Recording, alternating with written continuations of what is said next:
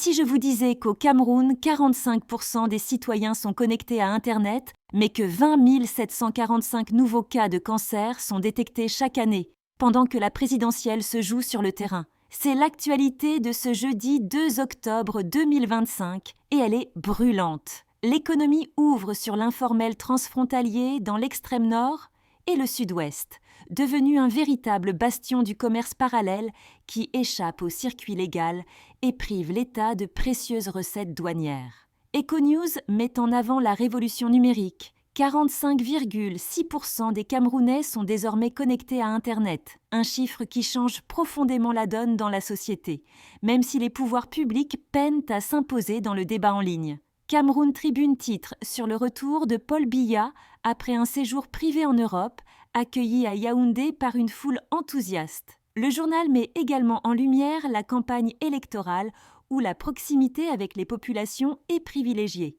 Mutation s'intéresse à la sécurité alimentaire avec l'École des femmes, saluant la résilience de la femme rurale.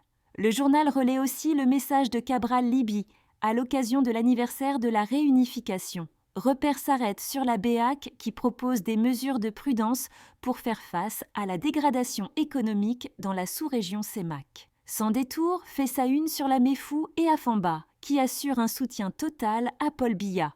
Dans la même veine, la Sanaga maritime prépare un coup KO à l'opposition. Défi actuel revient sur les propos du ministre des Finances, Louis-Paul Motaz, selon qui le chef de l'État œuvre pour une économie compétitive, créatrice d'emplois et capable de réduire la pauvreté. Le Jour titre sur le cri d'une Diane.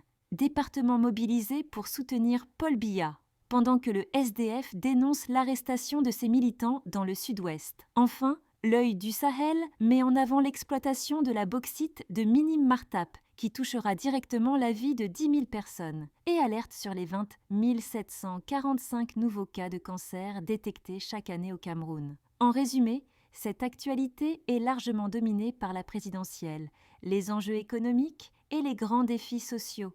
Merci de votre fidélité. N'oubliez pas de vous abonner et de suivre ekiosque.cm sur Facebook, X, Instagram et LinkedIn.